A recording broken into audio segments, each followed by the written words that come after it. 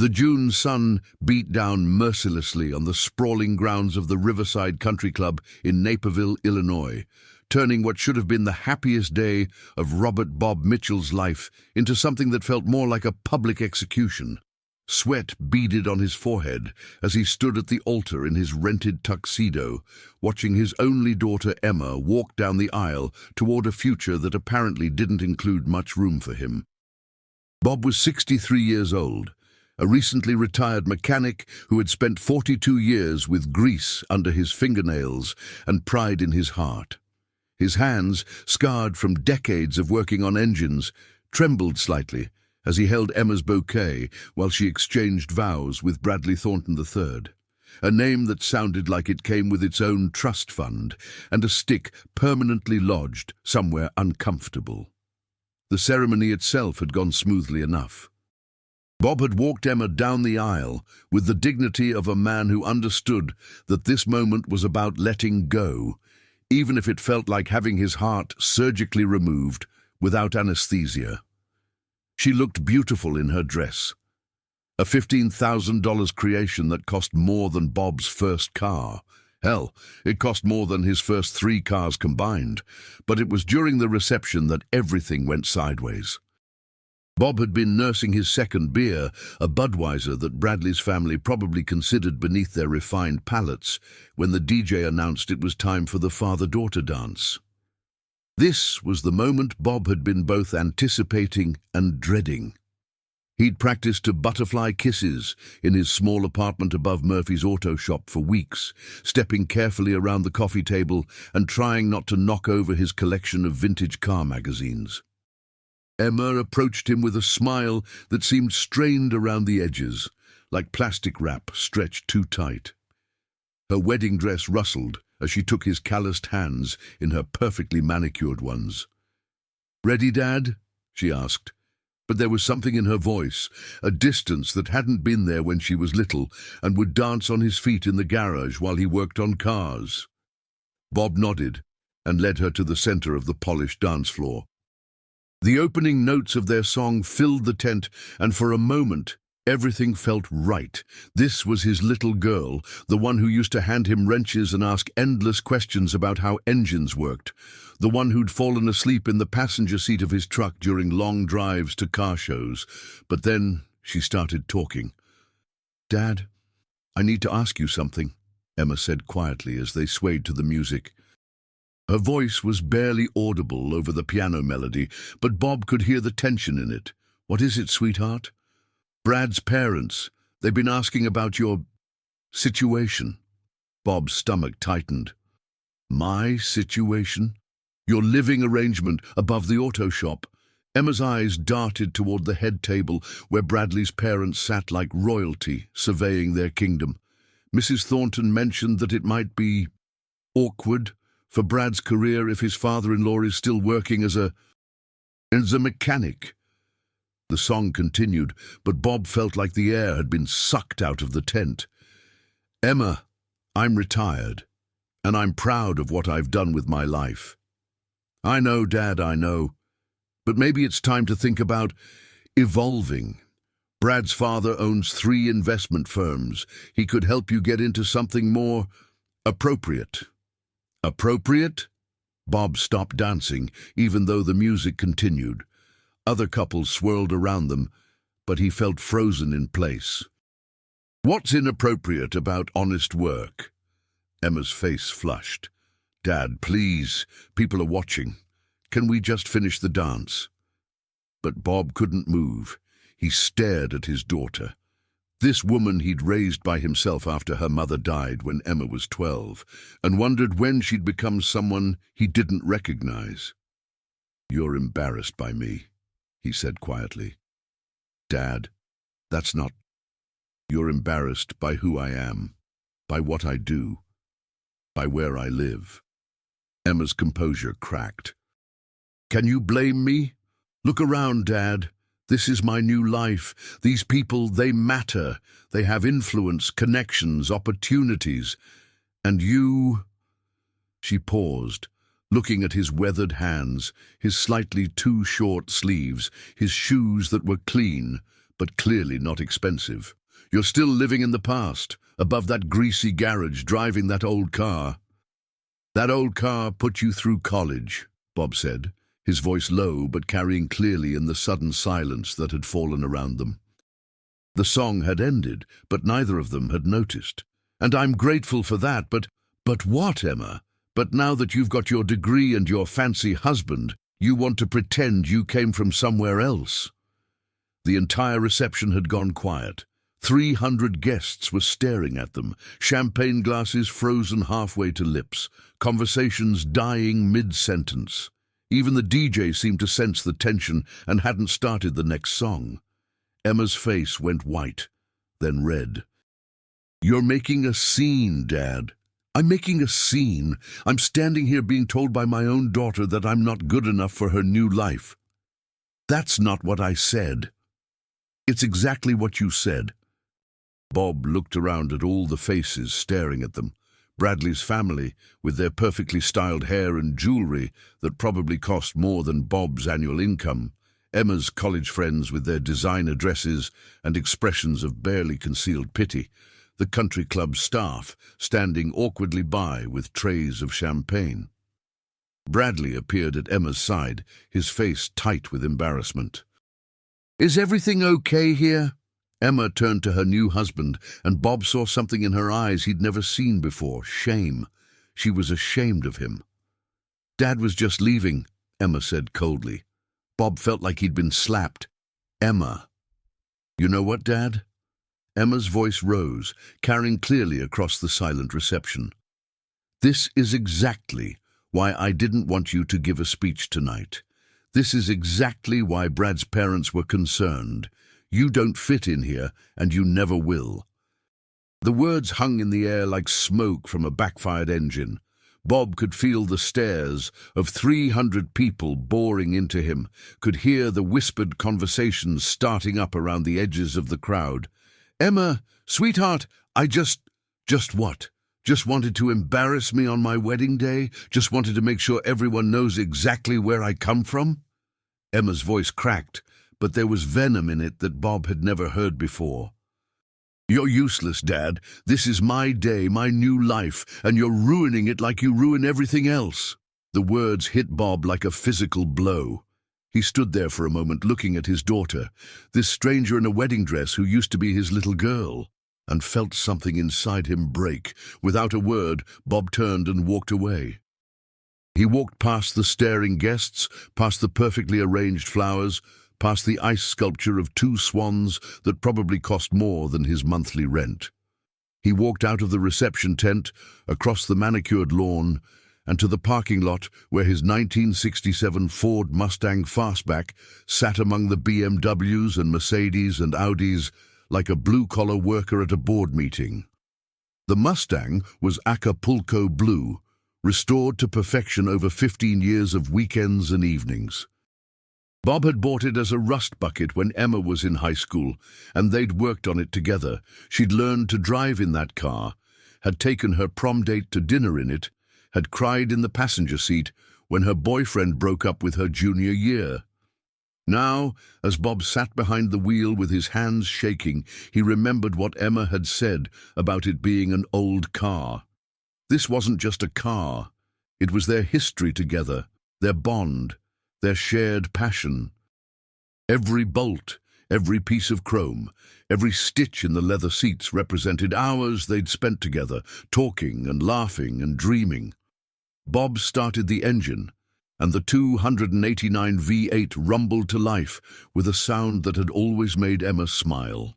He sat there for a moment, listening to the engine idle, feeling the slight vibration through the steering wheel that meant everything was running perfectly. Then he put the car in gear and drove away from his daughter's wedding, away from the life she was building that apparently had no room for him, away from the only family he had left in the world. The drive back to his apartment above Murphy's auto shop took 25 minutes through the winding roads of suburban Chicago. Bob drove carefully, mechanically, his mind numb. The Mustang's engine purred beneath the hood, a sound that usually brought him peace, but now just reminded him of what he'd lost. His apartment was small but clean, a one-bedroom with a kitchenette and a living room that doubled as his workshop for small projects. The walls were covered with photographs of cars he'd restored, certificates from automotive competitions, and pictures of Emma growing up. Emma learning to change oil, Emma holding a trophy from a car show. Emma smiling beside the Mustang on her 16th birthday. Bob sat down heavily in his recliner and stared at the photos. When had everything gone wrong? When had his daughter decided that the life they'd built together wasn't good enough? His phone buzzed. A text message from Emma. "Dad, we need to talk, but not tonight. I need some time." Bob stared at the message for a long time, then turned off the phone without responding. Outside, he could hear the sounds of the city traffic sirens, the distant rumble of a motorcycle. Normal life continuing as if his world hadn't just imploded. He'd raised Emma by himself since she was 12, when cancer took her mother in 6 brutal months. He'd worked double shifts to pay for her cheerleading, her school trips, her college tuition. He'd been at every graduation, every award ceremony, every important moment in her life. And now she thought he was useless. Bob got up and went to the small window that looked out over the shop. Down below, he could see his workbench, the tools he'd used for 42 years, the bay where he'd taught Emma everything he knew about cars. This was his world, his life, his identity. Maybe Emma was right. Maybe he was useless. The thought hit him like a cold slap. But as he stood there in the gathering dusk, Bob felt something else stirring beneath the hurt and humiliation. It was a feeling he hadn't experienced in years, the desire to prove himself, to show the world what he was capable of. Bob walked to his closet and pulled out a box he hadn't opened in 5 years. Inside were letters, certificates, and photographs from his racing days. Before Emma was born, before responsibility and family life took over, Bob Mitchell had been somebody. He'd been a mechanic, yes, but he'd also been a racer, a builder, a man who could make engines sing in ways that brought crowds to their feet. He'd given all that up when Emma's mother got pregnant, traded his dreams for diapers and school lunches and parent-teacher conferences. He'd never regretted it. Being Emma's father had been the greatest joy of his life. But now, Emma didn't want him anymore. Now he was just an embarrassment, a reminder of where she'd come from that she wanted to forget. Bob looked at a photograph from 1985, himself standing beside a modified Mustang at Road America, holding a trophy and grinning like he'd conquered the world. He'd been 31 years old, young and fearless, and ready to take on anyone. Maybe it was time to remember who Bob Mitchell really was. 3 months had passed since the wedding, and Bob Mitchell hadn't spoken to his daughter once. Emma had called twice brief, stilted conversations where she'd asked how he was doing, and he'd given monosyllabic answers until the awkward silences stretched too long and she'd found an excuse to hang up. Bob spent his days in the garage below his apartment, not fixing cars anymore. He'd officially retired the week after the wedding, but working on something else entirely. Something that was part therapy, part resurrection, and part middle finger to everyone who thought Bob Mitchell was washed up. Murphy's auto shop had been his life for 23 years. Old Murphy had hired him fresh out of the army, taught him everything about running a business, and eventually sold him the place when arthritis made it impossible to hold a wrench steady. Bob had made a good living there, built a reputation for honest work and fair prices, and raised his daughter in the apartment upstairs. Now the shop was closed to customers, but Bob was far from idle. In the main bay, under fluorescent lights that buzzed like angry insects, sat his masterpiece in progress, a 1969 Mustang Boss 429 that he'd found rusting in a barn outside Rockford. The car had been a mess when he'd bought it 3 months ago, paying cash from his retirement savings, while the farmer who sold it to him shook his head and muttered about damn fool old men and their toys. But Bob saw what the farmer couldn't see. Beneath the rust and the mouse nests and the 20 years of neglect was one of the rarest, most powerful muscle cars ever built. Only 859 Boss 429S had ever been made, and this one, once Bob was finished with it, would be worth more than Bradley Thornton III made in a year. The irony wasn't lost on him. Emma thought he was just a grease monkey living above a garage. She had no idea that the useless old man she was embarrassed by was sitting on a goldmine of automotive knowledge and a classic car collection that would make Barrett Jackson auctioneers weep with joy. Bob had spent 42 years building his reputation and his expertise. He'd worked on everything from Model T Fords to modern Corvettes, had built race engines that won championships, had restored classics for collectors who paid top dollar for perfection. The only difference between him and the important people at Emma's wedding was that he'd never felt the need to brag about it. Today, like every day for the past 3 months, Bob was underneath the Boss 429, working on the suspension. The car was up on a lift, and he could see every detail of the frame, every component that needed attention. It was methodical work that required precision and patience, qualities he'd developed over decades of practice. "Hello? Anyone here?" The voice echoed through the garage from the front office. Bob slid out from under the car and wiped his hands on a shop rag. Through the glass partition, he could see a young man in an expensive suit looking around with the expression of someone who'd wandered into the wrong neighborhood. Bob walked to the office, noting the visitor's Mercedes parked outside. The guy was maybe 30, with perfectly styled hair and the kind of confident posture that suggested he'd never had to worry about making rent. "Can I help you?" Bob asked. "I hope so. I'm David Chen from Classic Motorsports magazine." "I'm looking for Bob Mitchell." Bob studied the young man's face. Classic Motorsports was the Bible of the vintage car world, the magazine every serious collector and restorer read religiously. "You found him." David's face lit up. "Mr. Mitchell, this is such an honor. I've been trying to track you down for months. Your work is legendary in the classic car community." Bob raised an eyebrow. "My work? The 67 Shelby GT 500 you restored for Marcus Sullivan, the 70 Plymouth Cuda for the Peterson collection. Sir, your engines are works of art. I've spoken to a dozen collectors who consider you the best independent restoration specialist in the Midwest." It was true, though Bob had never thought of it in those terms. Over the years, he'd taken on special projects for serious collectors, cars that needed more than basic mechanical work, that required the kind of expertise and attention to detail that only came from decades of experience.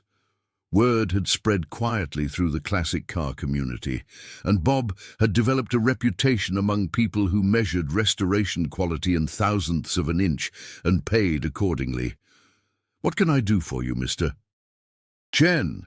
"I'm working on a feature story about hidden gems in the restoration world, master craftsmen who work behind the scenes, creating automotive art without seeking fame or recognition." David pulled out a digital recorder. "Your name keeps coming up in conversations with collectors and auction house experts. They speak about you with genuine reverence." Bob felt a strange sensation in his chest, pride mixed with surprise. He'd spent so many years focused on the work itself that he'd never really considered how others viewed what he did. "I'd love to do an interview, maybe feature some of your current projects," David continued. "The magazine reaches over 200,000 readers worldwide, including some of the most serious collectors and investors in the automotive space." Bob thought about Emma's words at the wedding. "You're still living in the past, above that greasy garage, driving that old car." She had no idea what his old cars were worth or what his expertise meant in the world of serious collectors. "Come on back," Bob said. "Let me show you what I'm working on." David followed Bob into the main garage, and his reaction to the Boss 429 was everything Bob could have hoped for. The young journalist's mouth actually fell open. Is that a real Boss 429? Numbers matching, original Calypso coral paint underneath all that rust, Bob said with quiet satisfaction. "Found it in a barn outside Rockford. Previous owner had no idea what he had." David walked around the car slowly, taking in every detail. "Mr. Mitchell, do you have any idea what this will be worth when you're finished with it?" Bob shrugged. "Depends on how I build it. Show quality restoration, probably $180,000. Concours level, maybe $220,000. But I'm not building it to sell." "You're keeping it?" "I'm building it to drive." Bob ran his hand along the car's fender. These cars weren't meant to sit in climate-controlled garages being looked at. They were built to run, to feel the road, to remind you what real power feels like. David was scribbling notes furiously. This is exactly the kind of story our readers love. The craftsman who cares more about the craft than the commerce. "Can I ask what got you started in restoration work?" Bob leaned against his workbench, considering the question. "Started working on cars when I was 14. My dad was career Army, stationed at different bases every few years. Only constant in my life was whatever car I was fixing up. Taught me that if you understand how something works, really understand it, you can make it better than it was when it was new. And you've been doing this for 42 years professionally, longer if you count the years before I got paid for it." David looked around the garage, taking in the professional-grade equipment, the walls lined with specialized tools, the obvious decades of accumulated expertise. "Mr. Mitchell, what would you say to people who think automotive restoration is just glorified mechanics work?" Bob was quiet for a moment, thinking about Emma's embarrassment, about the looks he'd gotten at the wedding from people who assumed they knew what he was based on his calloused hands and his home address. "I'd say they don't understand the difference between fixing something and restoring it," Bob said finally. "Any mechanic can make a car run. Restoration is about understanding the soul of the machine, respecting the engineering and craftsmanship that went into it originally, and having the skill to bring it back to life in a way that honors both its history and its potential." David was nodding enthusiastically. "That's beautiful. That's exactly the kind of insight our readers want to hear." They spent the next 2 hours going through Bob's current projects. In addition to the Boss 429, he had a 1970 Chevelle SS that he was building for a collector in California, and a 1965 Shelby Cobra that belonged to a tech executive who'd made his fortune in Silicon Valley and wanted the car restored to exact factory specifications. Each car represented months of work, meticulous attention to detail, and a level of expertise that very few people possessed. Bob explained his process, the research phase where he studied factory documentation and period photographs, the sourcing of correct parts from specialists around the world, the careful disassembly and cataloging of every component. "This isn't just mechanical work," David said, watching Bob demonstrate the proper way to rebuild a carburetor. "This is archaeology, detective work, artistry." "It's all of that," Bob agreed, "but mostly it's about respect. These cars were built by people who cared about what they were doing. My job is to make sure that care and craftsmanship survive for another generation." As the interview wrapped up, David asked one final question. "What's next for you, Mr. Mitchell? Any big plans?" Bob looked at the Boss 429, at the gleaming chrome and the perfect bodywork that represented 3 months of 16-hour days. "There's a car show coming up in August. Muscle Car Mayhem at Road America. I'm thinking about taking the Boss up there, maybe entering it in the competition. Road America? That's serious. Some of the best cars in the country show up there." "I know," Bob said quietly. "I used to race there back in the day, before life got complicated." David's eyes lit up. "You were a racer too." Bob walked to his office and pulled out the box of photographs and certificates he'd been looking through for months. David's reaction was everything Bob had hoped for, genuine amazement and respect. "Mr. Mitchell, this changes everything. You're not just a restoration expert. You're a piece of automotive history yourself. This story just got a lot bigger." After David left, promising to send a photographer the following week, Bob sat in his apartment and stared out the window at the Chicago skyline. For the first time in months, he felt something other than hurt and disappointment. He felt purpose. Emma thought he was useless, an embarrassment. She had no idea that Classic Motorsports magazine was about to feature him in a story that would reach every serious car collector in the world. She didn't know that the old car he drove was worth more than most people's houses, or that the garage she was ashamed of was home to some of the rarest automotive treasures in the Midwest. Bob picked up his phone and scrolled to Emma's number. He started to type a message, then stopped. What would he say? That he wasn't the failure she thought he was? That he was about to be featured in a national magazine? That the life she was embarrassed by was actually something extraordinary? Instead, Bob deleted the message and put the phone down. Emma had made her choice at the wedding. She'd chosen her new life, her new family, her new identity that apparently had no room for a useless father. Fine. Bob would make his own choice. He'd build the Boss 429 into something spectacular, take it to Road America, and remind the world and himself who Bob Mitchell really was. If Emma wanted to be embarrassed by him, that was her prerogative. But she was about to learn that being embarrassed by Bob Mitchell was going to get a lot more complicated. The August heat in Wisconsin was oppressive, the kind of humidity that made even standing still feel like work.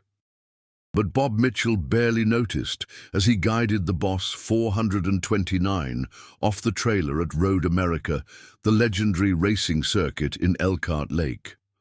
The car gleamed in the morning sun, its Calypso coral paint looking exactly as it had when it rolled off the Ford assembly line in 1969. Around him, the Muscle Car Mayhem show was already in full swing.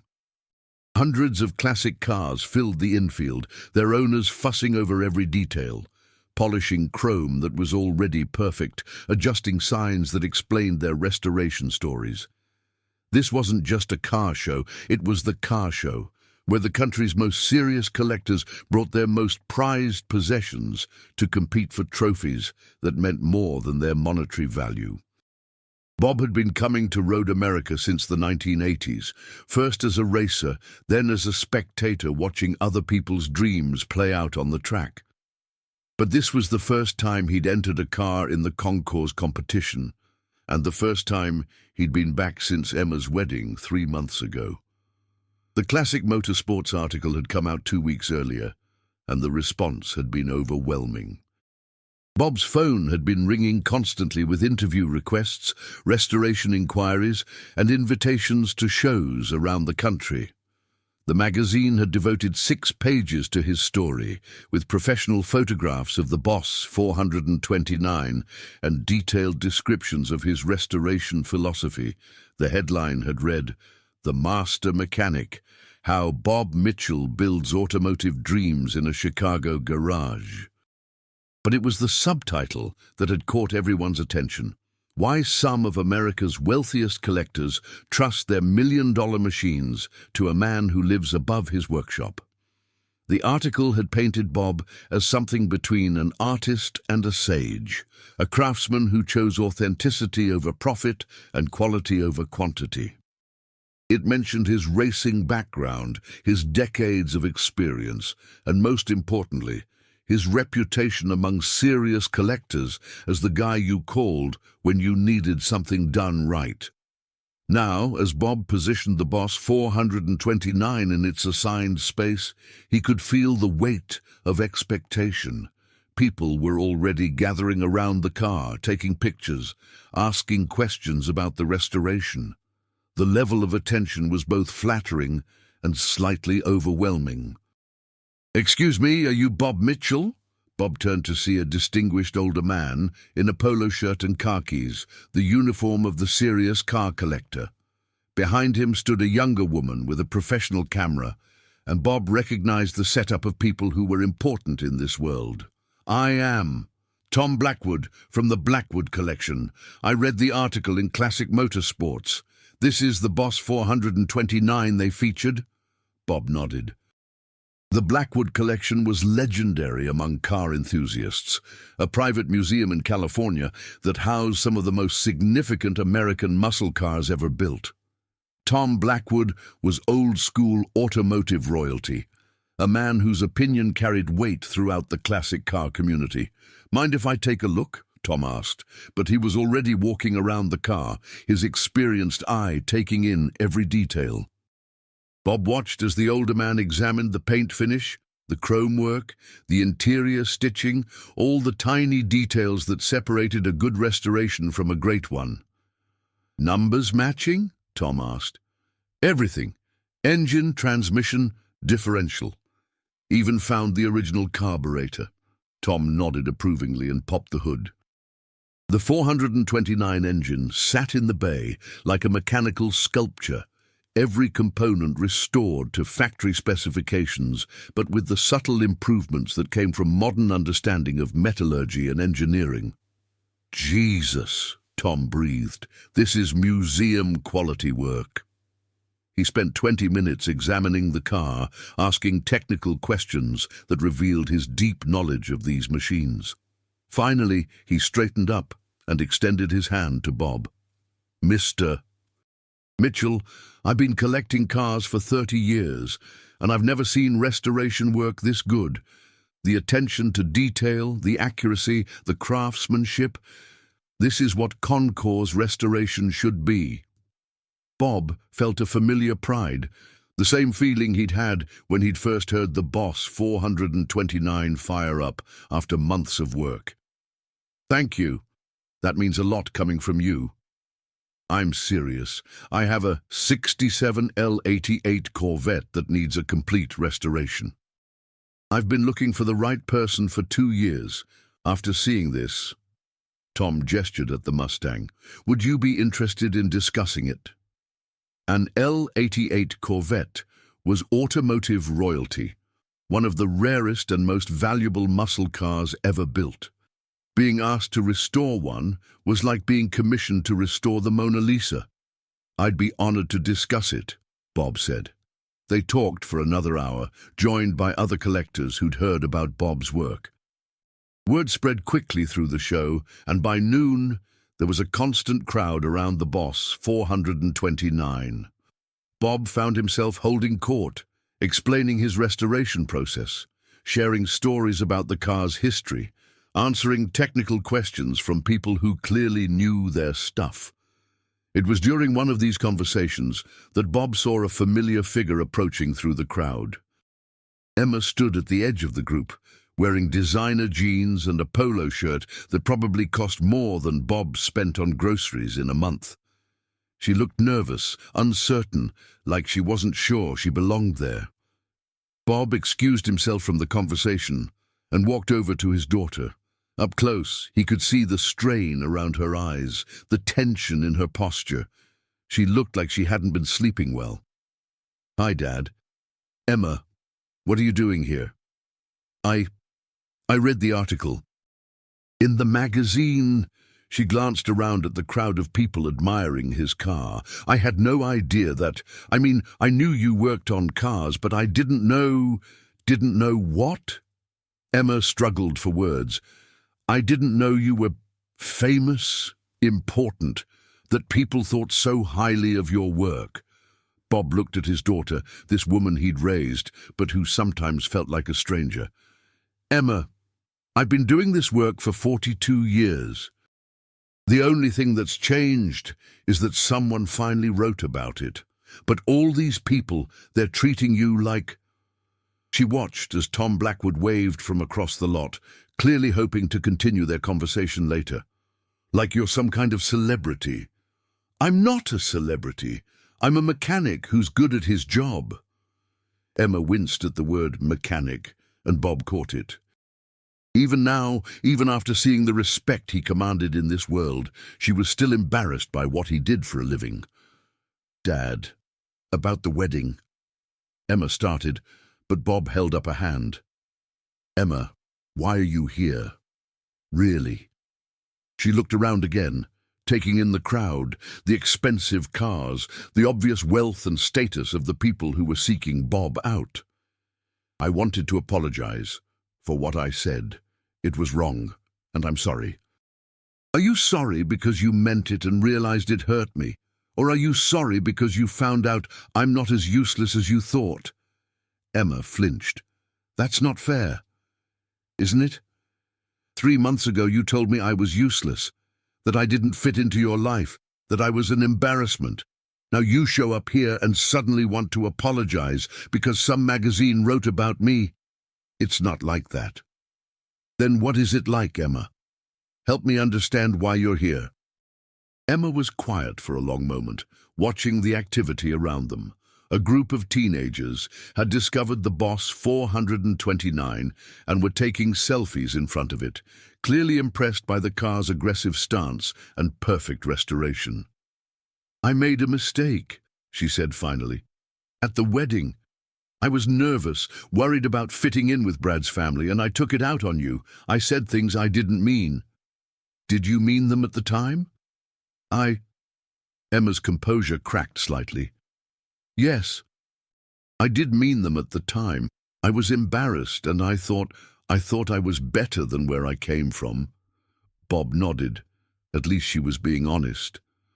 But I was wrong, Emma continued. Seeing all this, reading that article. Dad, I had no idea that you were so respected, so skilled. These people, they're wealthy, educated, and they're treating you like an expert. An artist. Emma, I was the same person 3 months ago. The same person who walked you down the aisle, who raised you after your mother died, who worked 2 jobs to pay for your college. The only thing that's different is your perception. I know that, and I hate myself for it. Bob studied his daughter's face. She did look genuinely remorseful, but he wasn't sure if she was sorry for hurting him or sorry for misjudging his status. Dad, is there any way... Emma took a deep breath. Is there any way we can start over? I miss you. I miss talking to you, having you in my life. Before Bob could answer, Tom Blackwood appeared at his elbow. Bob, sorry to interrupt, but there's someone I'd like you to meet. Barrett Jackson wants to discuss featuring some of your work in their Scottsdale auction. Barrett Jackson was the most prestigious automotive auction house in the world. Being featured there was like having your work displayed in the Louvre. Of course, Bob said. Emma, we'll talk later. He started to walk away, but Emma caught his arm. Dad, wait. Can I stay and watch? I'd like to see what you do, learn about all this. Bob looked at her for a moment. You can stay. But Emma, if you're going to be here, you need to understand something. This isn't some hobby I picked up in retirement. This is who I am. This is what I've always been. If you can't respect that, then you should probably leave. Emma nodded quickly. I understand. I want to learn. The rest of the afternoon passed in a blur of conversations, introductions, and networking. Bob found himself at the center of a world he'd always been part of but had never fully appreciated. The serious collectors, the auction house representatives, the magazine editors, they all treated him with a level of respect that bordered on reverence, and Emma stayed for all of it. She listened as Bob explained his restoration process to potential clients, watched as he demonstrated the proper way to evaluate an engine, observed the way other experts sought out his opinion on technical matters. During the judging for the concours competition, Emma stood with Bob as the panel of experts examined the Boss 429. The judges were thorough, checking everything from the accuracy of the paint color to the correctness of the carburetor linkage. Bob watched their faces, reading their expressions, knowing that months of work would be evaluated in the next hour. When the results were announced that evening, the Boss 429 took first place in the 1969 to 1970 Ford class and best in show overall. As Bob accepted the trophy, he could see Emma in the crowd, applauding with genuine pride, and something else, what looked like newfound understanding.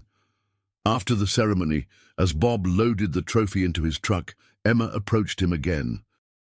"Dad, that was incredible. The way those people talked about your work, the respect they showed you, I had no idea. Emma, this world has always existed. I've always been part of it. The only thing that's changed is that you're seeing it for the first time." She nodded, and Bob could see her processing everything she'd witnessed. "Dad, I have a confession to make. After I read that article, I did some research. I looked up some of the cars mentioned in the story, the collections you've worked on. Do you have any idea what those cars are worth?" Bob shrugged. "Money isn't why I do this." "But Dad, that Shelby Cobra you restored for the tech executive. It sold at auction last month for $1.2 million. The Plymouth Cuda you built for the Peterson collection, it's insured for $800,000. Bob raised an eyebrow. He'd known the cars were valuable, but he rarely paid attention to auction results. His focus had always been on the work itself, not the market value. "And this Boss 429, Emma continued, gesturing at his car. "According to Haggerty's price guide, a concours quality example like this is worth $250,000 minimum. Like I said, money isn't why I do this. I know that now, but Dad, don't you see? You're not just a mechanic. You're not just some guy who fixes cars. You're an artist, a craftsman, a master of something incredibly specialized and valuable. And I was too stupid and shallow to see it." Bob looked at his daughter, seeing genuine remorse in her eyes for the first time. "Emma, why does it matter what these cars are worth? Why does it matter what other people think of my work? 3 months ago, you were embarrassed by me. Now you're impressed because some magazine wrote about me and some rich people respect what I do. What's changed isn't me. It's your priorities." Emma was quiet for a long moment. "You're right. And I hate that you're right. I hate that I'm the kind of person who judges someone's worth by their bank account or their social status. So, what are you going to do about it?" "I don't know. I want to change, to be better, but I don't know how." Bob studied his daughter's face. She looked lost, confused, like someone who'd built their identity on quicksand and was just now realizing how unstable their foundation was. "Emma, let me ask you something. Are you happy in your new life, with your new husband, in your new world?" Emma started to answer quickly, then stopped. "I should be. I have everything I thought I wanted. A successful husband, a beautiful house, financial security." "That's not what I asked. Emma's voice cracked slightly. "I thought I was. But lately I feel like I'm playing a role, pretending to be someone I'm not. Brad's family, his friends, they all expect me to be a certain way, to care about certain things. And I do try, but it feels empty." Bob nodded. "Your mother used to say that you can't build a happy life on someone else's definition of success. I miss her. I miss you. I miss the person I used to be when it was just us." "That person is still there, Emma. She's just buried under a lot of expectations and fear." As they talked, the crowd around them began to thin. Other car owners were loading their vehicles, heading home after a successful weekend. Bob should have been feeling triumphant. He'd won Best in Show, made valuable connections, and proven to himself that he was still at the top of his game. Instead, he felt sad. Sad for his daughter, who'd lost herself trying to become someone else. Sad for the relationship they'd had, which might never fully recover from the words spoken at her wedding. And sad for the years they might have lost while Emma figured out who she really was. "Dad," Emma said as Bob prepared to load the Boss 429 back onto the trailer, "would it be okay if I came to visit you sometime at the shop? I'd like to learn more about what you do." Bob paused, considering the request. "Emma, you can visit any time, but I need you to understand something. If you come, it's because you want to spend time with me, not because you've decided my work is respectable. I'm the same person I was at your wedding, the same person who embarrassed you. If you can't accept that, then don't come. I understand. And Dad, I'm not going to make excuses for what I said at the wedding. It was wrong, and it came from the worst part of who I am. But I want to be better. I want to be the daughter you raised, not the person I became." Bob nodded and continued loading the car. As he secured the last tie-down strap, Emma spoke again. "Dad, that Mustang you drive, the blue one, is it as special as this one?" Bob smiled slightly. "More special. I built that one with you." October in Chicago arrived with a crisp wind off Lake Michigan and the kind of golden afternoon light that made even the grittiest neighborhoods look beautiful. Bob Mitchell sat in his office above Murphy's Auto Shop, reviewing restoration proposals that had been flooding in since the Road America show. Barrett Jackson wanted him to restore a 1970 Plymouth Hemi Cuda for their Scottsdale auction. A collector in Texas was offering him a 1967 Shelby GT 500 that had been sitting in a barn for 30 years. The Peterson Museum in Los Angeles wanted to discuss having him restore a 1969 Camaro Z28 for a permanent exhibit. 6 months ago, Bob had been a recently retired mechanic living quietly above his shop. Now he was being courted by some of the most prestigious names in the automotive world. The irony wasn't lost on him. His phone rang, interrupting his review of a proposal from a collector in Florida who wanted him to build a tribute Boss 302 from the ground up. "Dad, it's Emma." Bob leaned back in his chair. Emma had been calling regularly since Road America, usually brief conversations about work or the weather, carefully avoiding any mention of Bradley or her marriage. Bob could hear tension in her voice during these calls, stress that seemed to be building with each passing week. "How are you doing, sweetheart?" Emma paused, and Bob could hear the hesitation. "Dad, can I ask you something? And I need you to be honest with me. Always. When you were working on cars with me when I was a teenager, teaching me about engines and restoration, did you enjoy that? Or were you just trying to find something we could do together?" Bob thought about the question. He remembered those weekend afternoons in the garage, Emma handing him tools and asking endless questions about how everything worked. She'd had good instincts, steady hands, and genuine curiosity about the mechanical world. "I enjoyed it. You were good at it, and you seemed to love learning about it. Why do you ask?" "Because I've been thinking about it a lot lately. Those were some of the happiest times in my life, working on cars with you. I felt useful, important, like I was part of something meaningful." Bob could hear something in Emma's voice that he hadn't heard since before the wedding. Vulnerability, genuine emotion, rather than the carefully modulated tone she'd adopted since marrying Bradley. "Emma, what's going on? Can I come see you? Today, I need to talk to you about something, and I don't want to do it over the phone." "Of course, I'll be here." 2 hours later, Bob heard footsteps on the outside stairs that led to his apartment.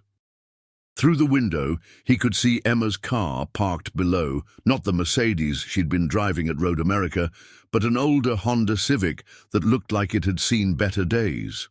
Emma knocked on the door, and when Bob opened it, he was surprised by what he saw.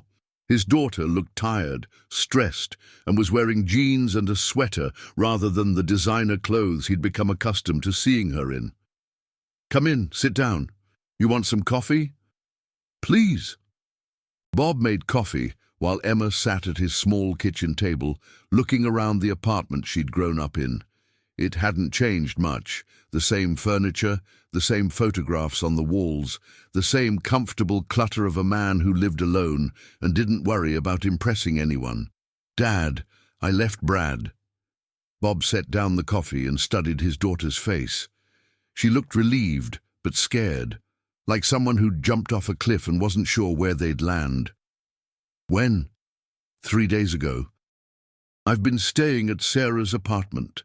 Sarah was Emma's college roommate, one of the few friends from her old life who'd remained in contact after the wedding.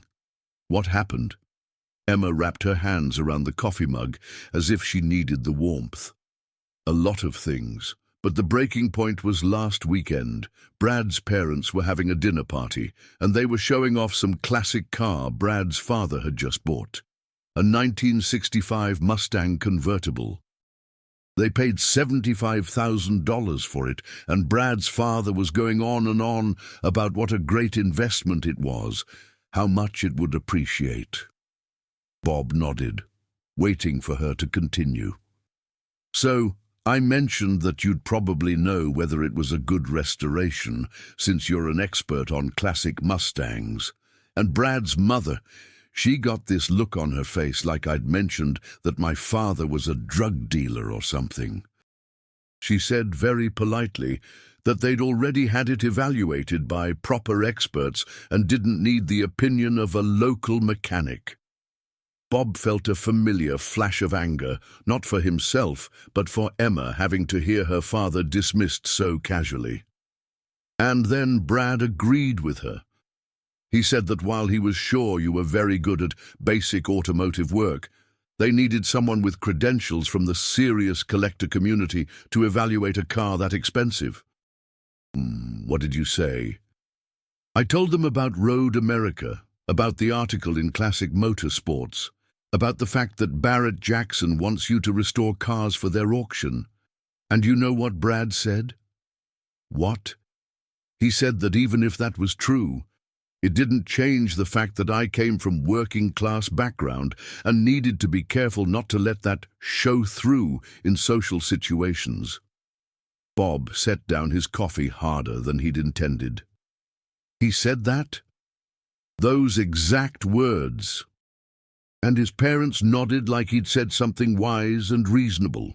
Emma's voice was getting stronger, angrier, and I realized that I'd married someone who thought where I came from was something to be ashamed of.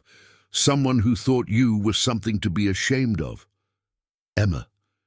"No, Dad, let me finish." "Because that's when I understood what I'd become. I'd turned into someone who agreed with them. Someone who thought that having money and status made you better than people who work with their hands. Someone who looked down on the man who raised me, who sacrificed everything for me, who taught me everything important I know about integrity and hard work." Emma started crying, not the delicate tears of someone worried about their makeup, but real sobs that came from deep inside. "I became someone I don't recognize, Dad.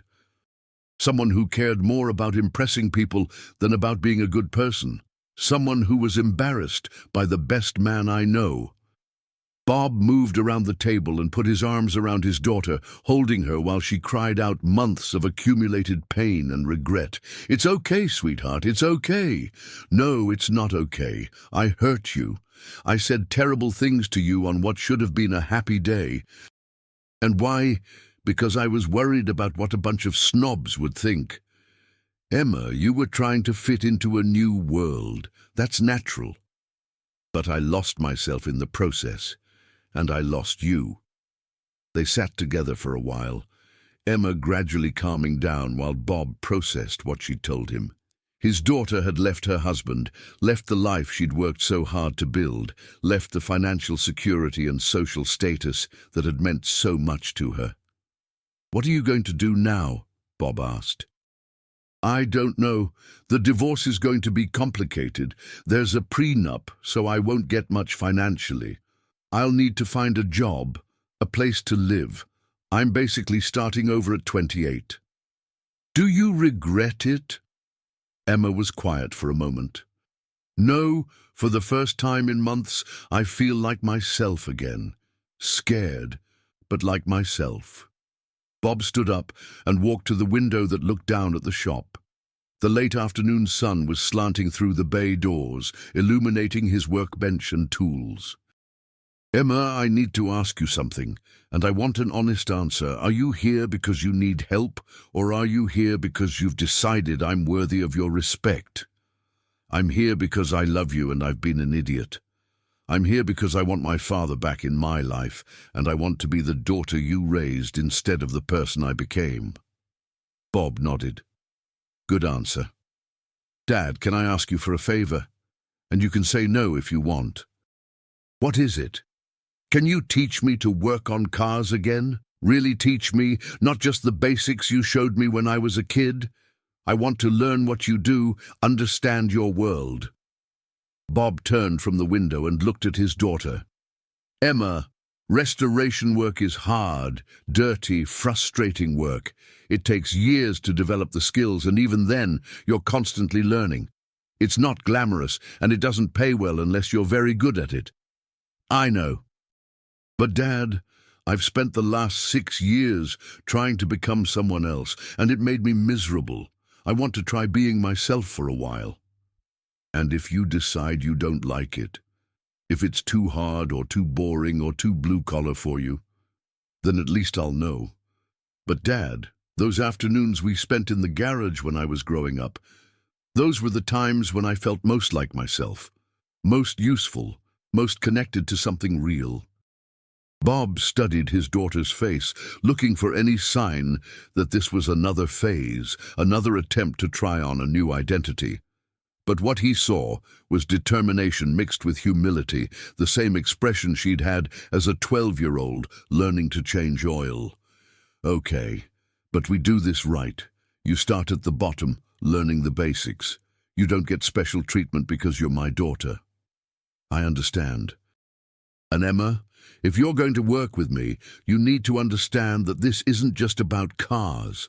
It's about integrity, about taking pride in your work, about treating everyone with respect, regardless of their bank account or their education. Can you handle that?" "Yes, I want to learn that too." Bob walked to his desk and picked up one of the restoration proposals he'd been reviewing. "There's a man in Wisconsin who wants me to restore a 1969 Camaro SS. It's going to be a 6-month project, maybe longer. If you're serious about learning, you can help me with it." "Really? Really?" "But Emma, this is a business decision as much as a personal one. I've got more work than I can handle, and I need help. If you're going to work for me, you have to be good at it." Emma smiled for the first time since she'd arrived. "I'll be good at it. I promise." 2 weeks later, Emma moved back into her old bedroom above the shop. She'd found a part-time job at a local bookstore to help pay for her divorce lawyer, but her evenings and weekends were spent in the garage, learning the craft that had been her father's life's work. Bob was a patient but demanding teacher.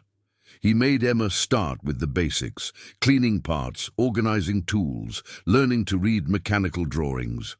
Gradually, as she proved her competence, he gave her more complex tasks. Rebuilding carburetors, adjusting valve clearances, fabricating brackets for custom installations. Emma threw herself into the work with an intensity that surprised both of them. She studied automotive manuals, like she'd once studied for college exams, practiced techniques until her hands moved with confidence, asked questions that showed she was thinking about the underlying principles rather than just following instructions. The Camaro project became their shared obsession. The car had been sitting in a barn for 20 years, and every system needed attention. Together, they disassembled the engine, catalogued every part, researched the correct specifications for everything from paint colors to bolt torque settings. As they worked, they talked about Emma's marriage, about her fears for the future, about the difference between trying to impress people and trying to do good work. Bob shared stories from his racing days, explained the philosophy behind restoration work, helped Emma understand that working with your hands wasn't something to be ashamed of. It was something to take pride in. 3 months later, on a cold December afternoon, Emma was under the hood of the Camaro, adjusting the carburetor when she heard a car pull up outside.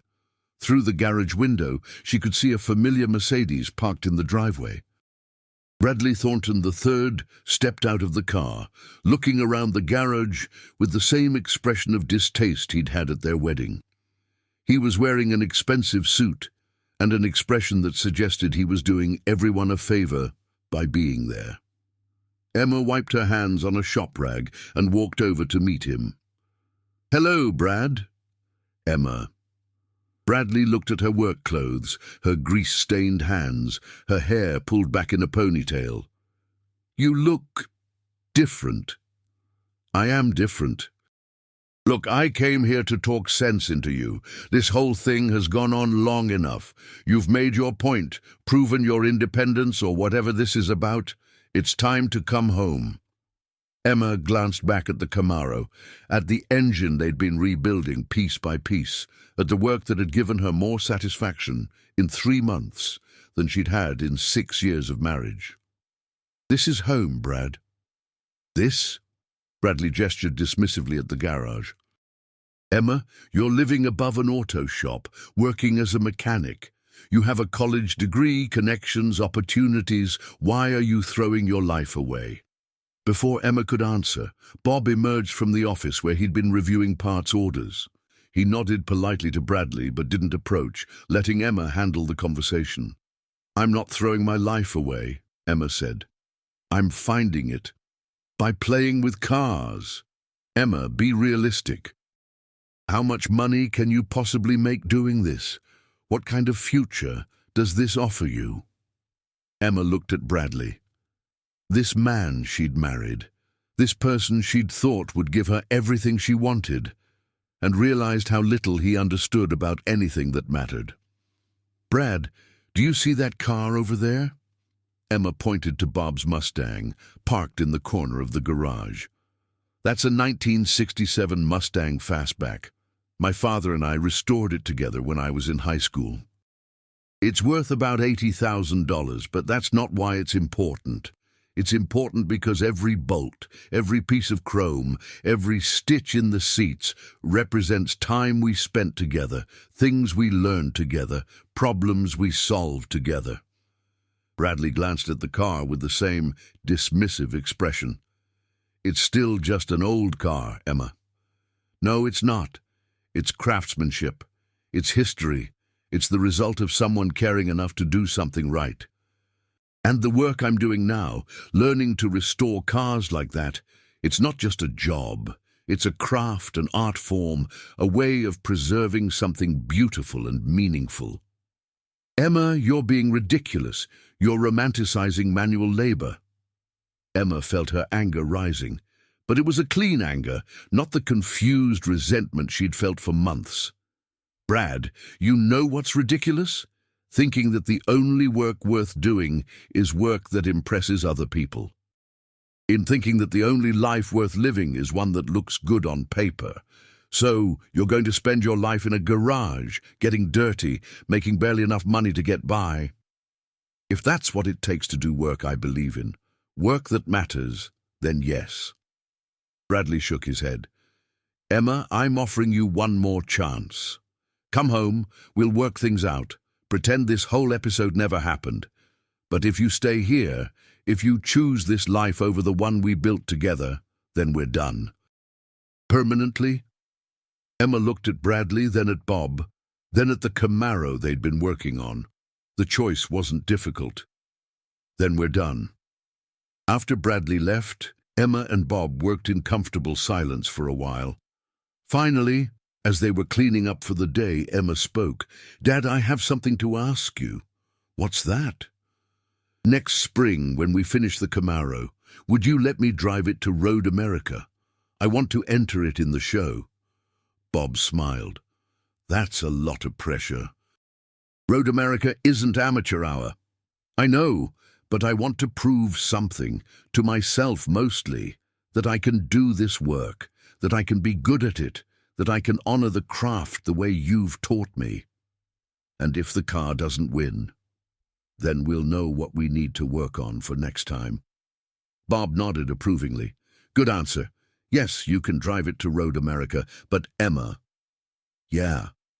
We're not just building a car, we're building your future. Make sure it's one you can be proud of." 6 months later, Emma drove the completely restored 1969 Camaro SS onto the show field at Road America. The car was perfect concours quality paint, a numbers-matching engine that ran like a Swiss watch, interior work that looked exactly like it had when the car left the Chevrolet factory. As the judges examined their work, Bob stood beside his daughter and felt a pride that had nothing to do with trophies or recognition. Emma had found her way back to herself, back to the values he'd tried to instill in her, back to work that mattered more than money or status. The Camaro took second place in its class, losing to a car that had been restored by one of the most prestigious shops in California. Emma was disappointed for about 5 minutes, then started making notes about what they could do better next time. After the award ceremony, as they loaded the car for the trip home, Emma handed Bob an envelope. "What's this?" "A business proposal. I've been thinking about expanding the shop, maybe taking on an apprentice program for young people who want to learn restoration work. I've got some ideas about marketing, about building relationships with collectors, about growing the business." Bob opened the envelope and found a detailed business plan, complete with financial projections and marketing strategies. It was professional, thorough, and showed a deep understanding of both the craft and the business side of restoration work. "Emma, this is impressive work. I learned from the best, both the automotive stuff and the business ethics." Bob looked at his daughter Grease under her fingernails, pride in her eyes, confidence in her posture, and realized she'd become exactly the person he'd hoped she would be when he'd first taught her to change oil 20 years ago. "Partners?" Emma asked. "Partners," Bob agreed. As they drove home through the Wisconsin countryside, the Camaro secure on the trailer behind them, Bob thought about the journey that had brought them to this point. The wedding day wound that had seemed so devastating had ultimately led them both to a better place. Emma to a life that aligned with her values, and Bob to a business partnership with the person he trusted most in the world. Sometimes the roads that hurt the most are the ones that lead you home. 1 year later, Mitchell and Daughter Classic Restorations was featured on the cover of Hemmings Motor News as America's premier father-daughter restoration team. Their waiting list stretched 2 years out, and they'd opened a small apprenticeship program that trained young people in the dying art of concours-level restoration. Emma had found more than just her father's respect. She'd found her calling. And Bob had discovered that the best legacy he could leave wasn't just perfect cars, but a daughter who understood the value of work done with integrity, passion, and pride. The 1967 Mustang still sits in the corner of their expanded shop, not for sale at any price. It's a reminder that some things are worth more than money. They're worth the time spent building them together.